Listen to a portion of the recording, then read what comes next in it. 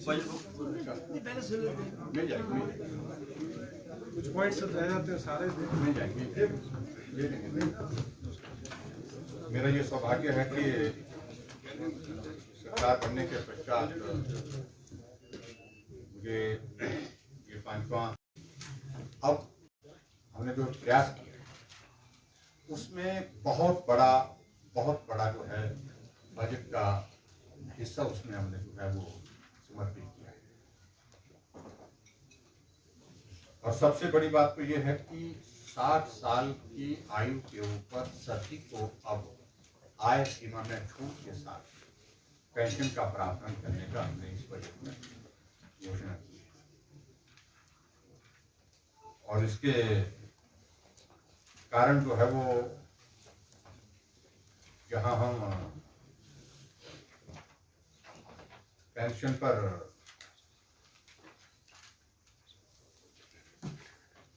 पहले जो है वो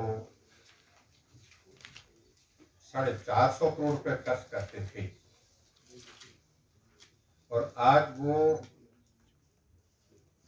पेंशन यानी सामाजिक सुरक्षा पेंशन पर हम 1300 करोड़ रुपए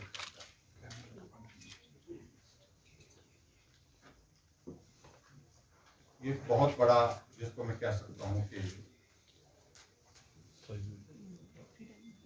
एक एरिया जहाँ जिसको हमने फोकस कर लिया, जो गरीब है, जो पिछड़ा है, जिसको सही मायने में मदद की जरूरत है, उसको हमने फोकस करके किया है।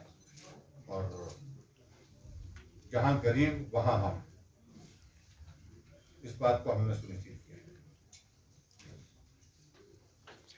दूसरी बात में ये भी मैं कहना चाहूँगा, जो नए इनिशिएटिव हमने लिए, हमने किसी भी इनिशिएटिव को जो लिया उस इनिशिएटिव को एक मुकाम तक पहुंचाया। अगर हमने ये तय किया गृहिणी सुविधा योजना के माध्यम से कि हर एक घर में गैस का चूल्हा पहुंचना चाहिए, तो उस लक्ष्य को हासिल करके होना है।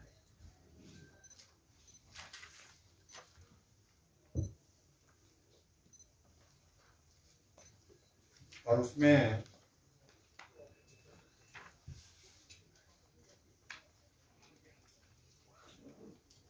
हमने लगभग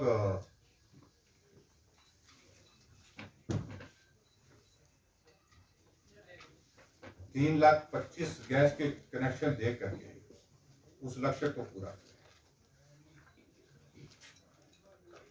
3,25,000 के लगभग।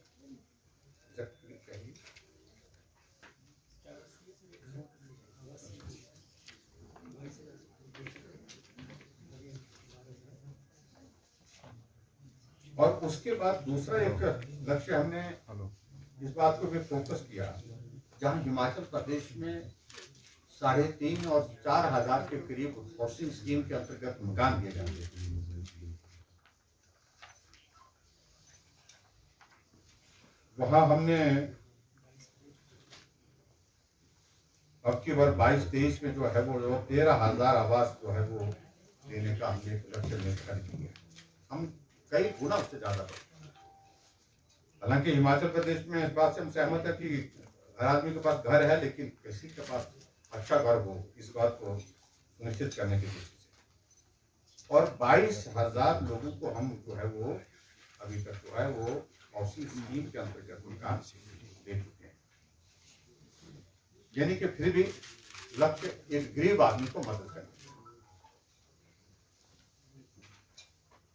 और उसी तरफ पर अगर आगे हम बढ़ करके कहें, जो हिम केयर की हमने योजना चलाई, उस हिम केयर के योजना को भी एक मुकाम तक पहुंचाया। और उस हिम केयर की योजना को पूरे हिमाचल प्रदेश में लागू करते हुए मुझे इस बात की प्रसन्नता है कि 200 करोड़ से ज्यादा हम अभी तक उसमें खर्च कर चुके हैं। और उसके साथ साथ में 2 लाख से ज्यादा 2,20,000 के करीब जो लोगों का मुफ्त में इलाज करने में हम उसमें कामयाब हुए।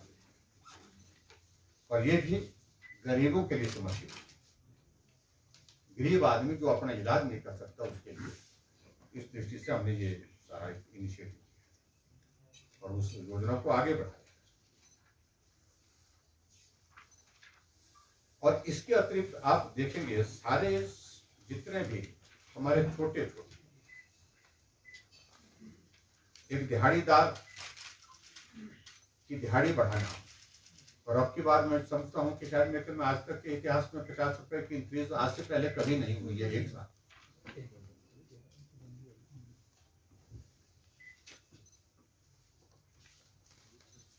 और जिसके कारण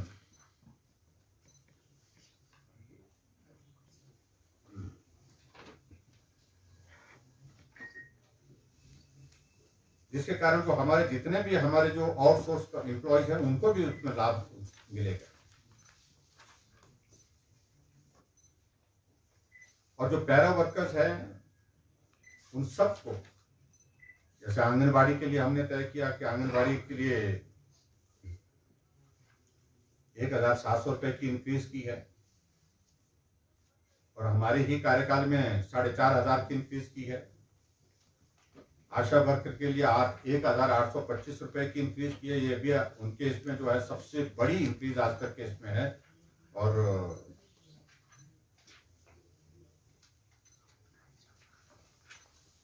उनको लाभ देने की कोशिश हुई है।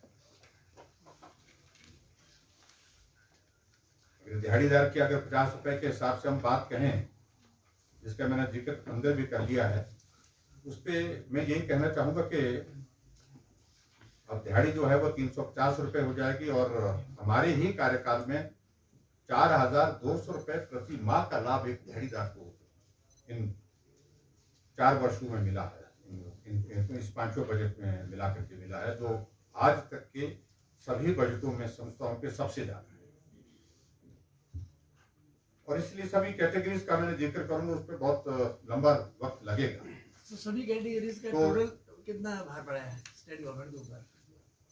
सभी कैटेगरीज में इंक्रीज सभी का उस तरह के कैलकुलेशन तो मेरे पास इस वक्त नहीं है, वो अलग से करीब 800 करोड़ लगभग 800 करोड़ रुपीज का जो है इस प्रकार से ये फिर बनती होगी।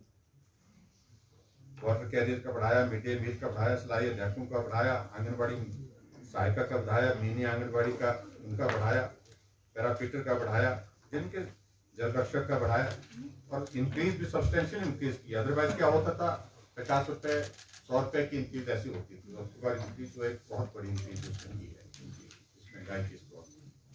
तो मैं इस बात को कह सकता हूँ कि ये समाज के गरीब वर्ग के लिए समर्पित यह बजट रहा है, और निश्चित रूप से इस कोविड की सिचुएशन में जो हालात की जो परिस्थितियां थी आर्थिक रूप से, उसके बावजूद ये प्रयत्न हुआ कि सभी वर्ग को कुछ ना कुछ लाभ के रूप में हम उपलब्ध करा सके। ये हमारा प्रयत्न हुआ है, और उसमें हम सफल हुए। तो मैं आप सबके बीच में सिर्फ इतना ही कहना चाहता हूँ, बाकी सारी चीजों को लेकर के और बातें होंगी। ठीक है, इसमें इस बात से हम सहमत हैं कि आर्थिक स्थिति देश की इस दौर में से गुजर रही है, वो छुपी नहीं है, सारी चीजें आपके सामने ही। में ऐसी परिस्थिति में जो बेहतरीन किया जा सकता है वो प्रयत्न किया है, वो प्रयास किया है।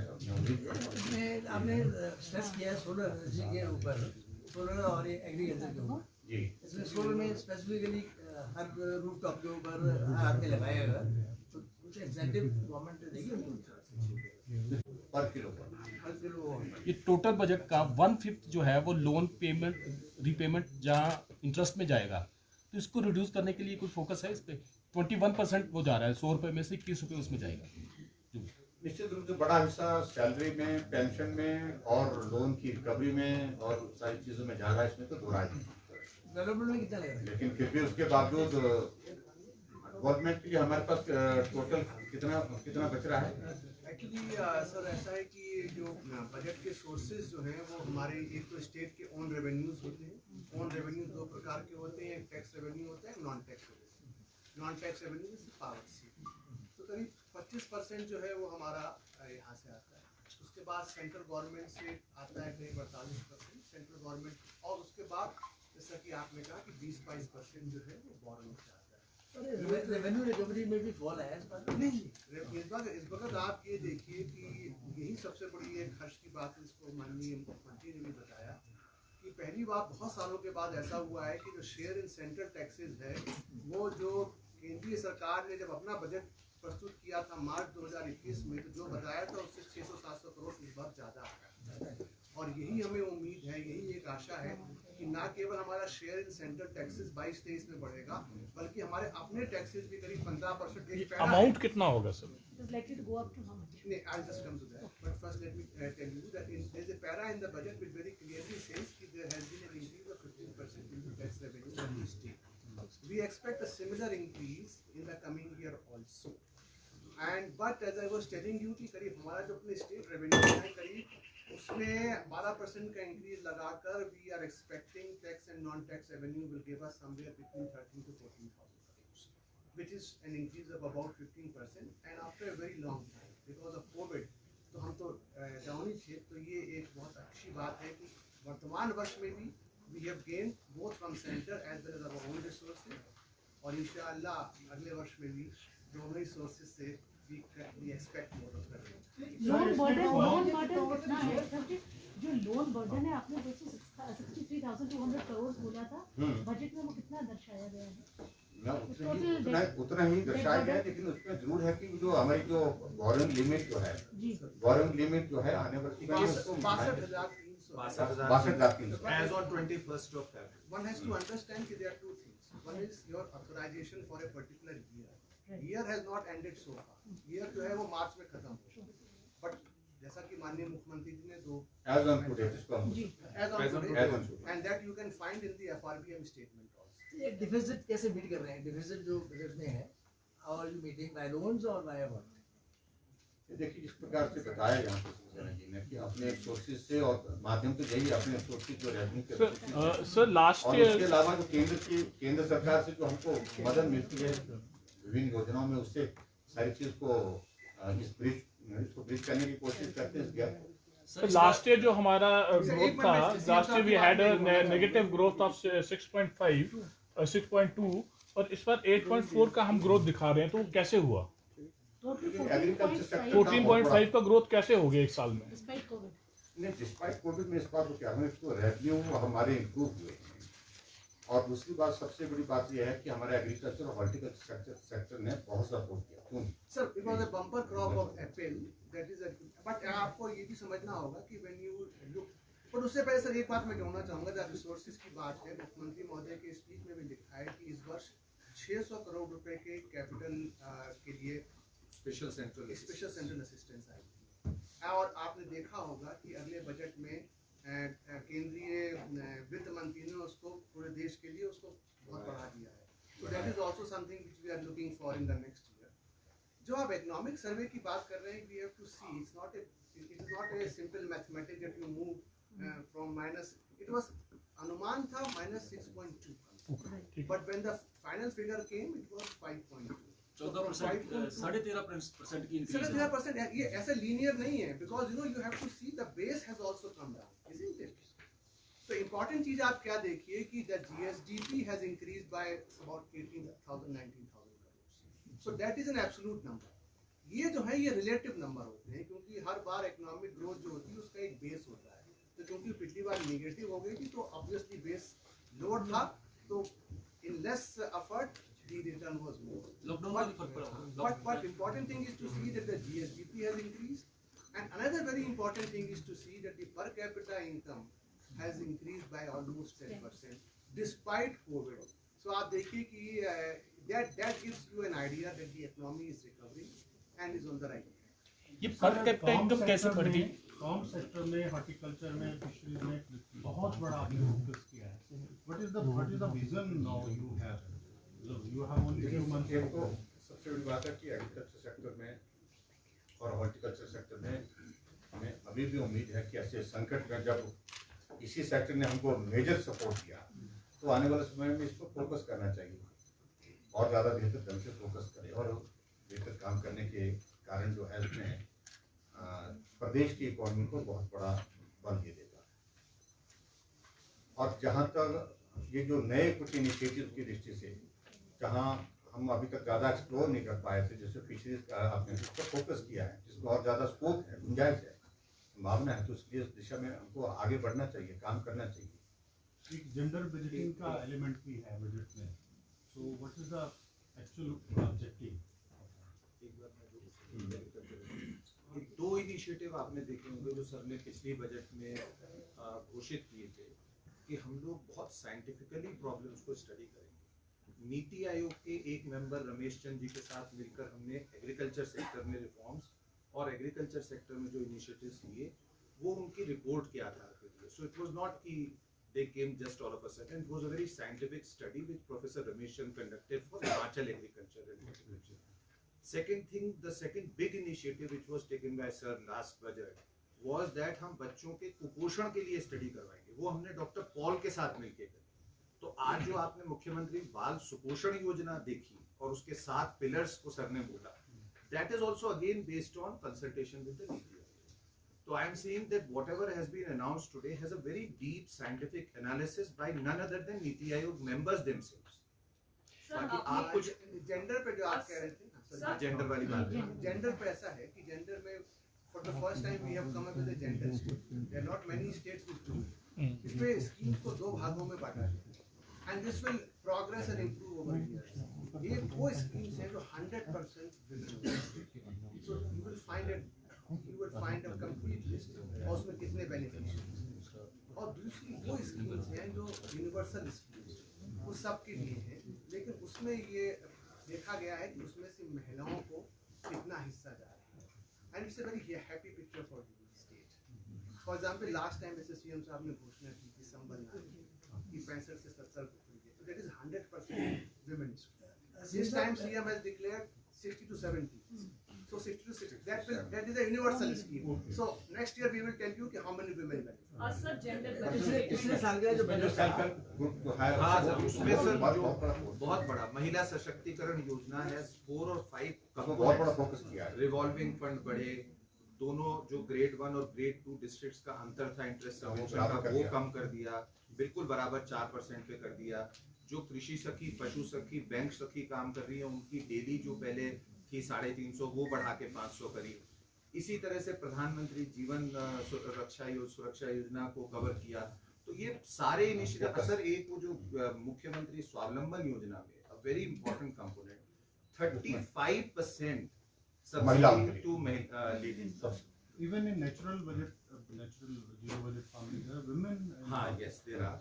अभी तो आपने कहा है कि 50,000 जॉब्स क्रिएट किए जाएंगे। Are these only in the government sector या प्राइवेट को मिला के? देखिए रोजगार की पॉसिबिलिटी जो हम एक्सप्लोर करेंगे, गवर्नमेंट सेक्टर, प्राइवेट सेक्टर, सब मिला सीएम साहब कुल कितनी जो बजट था उसमें 20,000 करोड़ सप्लीमेंट्री बजट इस बार ऐड हुआ। वो भी तो बजट का पार्ट होता है। इस बार भी हर बार सप्लीमेंट्री बजट ऐड होता है, वो रिफ्लेक्ट नहीं किया जाता। नहीं, ऐसा है 20,000 करोड़ होगा। नहीं, 20,000 करोड़ तो नहीं है, 2200 करोड़ है। एक्चुअली ऐसा है ना कि बजट तो सीएम साहब ने आज प्रस्तुत कर दिया और ओवर द ईयर बहुत सी चीजें ऐसी हैं जो होंगी। अब जैसे प्रधानमंत्री सड़क योजना, जाइगेंटिक लीप कैसे 2000 है। Last time it was 9,000 crore. अच्छा, और this is all what has तो कम, पॉजिटिव है। वो आया है। So how many CM new साहब schemes कुल in the कितनी budget? schemes How शुरू many की new गई हैं? schemes in the budget this time? Total new scheme. और ओपोजिशन का कहना है कि ये चुनावी बजट है, इस पे भी थोड़ा बोल दीजिए। ये चुनावी बजट बिल्कुल नहीं है। देखिए हमने कोई भी इस तरह से ऐसा नहीं किया। ठीक है, जो जिस वर्ग के लिए हमने फोकस करना था, हमने कोशिश की है सभी वर्गों को। पेंशन एज कम कर दी 70 से 60। इन सारी चीजों को उस तरह से देखने की जरूरत नहीं है और हमारी सरकार ने शुरू से ही काम किया है उन वर्गों के लिए। ऐसा नहीं है कि हम जाते में जो है वो अब अपना कार्यकाल पूरा हो रहा है तो उसको तब पेंशन दे रहे हैं। हमने पेंशन पहले कैबिनेट की पहली बैठक से शुरू। सर एक चीज और है कि 60 इयर्स तक आप पेंशन देंगे सोशल सिक्योरिटी। क्या हिमाचल की पॉपुलेशन एज हो रही है, बढ़ रही है, उम्र बढ़ रही है? We have larger number of people in that group and younger population. उम्र तो बढ़ रही है, ये तो है। उम्र तो बढ़ सर सक्सेना की बात की गई और पिछले साल 2 दिन स्कीम हुई महिलाओं के specially for the empowerment of women, पर इस साल उस योजना का कहीं जिक्र नहीं आया। क्योंकि जब भी हम कौन सी 2 दिन पिछली साल जो योजना चलाई गई थी, क्योंकि उसमें आपने मेल न्यूट्रिशन का जिक्र किया, साथ इसमें स्तंभ रखेंगे, लेकिन मेंस्ट्रुअल प्रोसेस से संबंधित किस तरह से अवेयर किया जाए, महिलाओं को किस तरह जोड़ा जाए, इसका कोई जिक्र बजट में वो ऐसे ना वो एग्जिस्टिंग स्कीम है Existing है, सर, उसमें अगर कोई चेंज करेंगे तो बताएंगे। नहीं, but हाँ। if you want details, then जो जेंडर स्टेटमेंट है उसमें उसको देख लीजिए, उसमें मिल जाएगी आपको। तो thank you very much, that's it. Last question है, एक लास्ट क्वेश्चन है। हो गया काफी हो गया। सर ये है कि जब इतना ज़्यादा शेड्यूल में प्रेशर है, अभी दे रहे हैं, अभी थैंक यू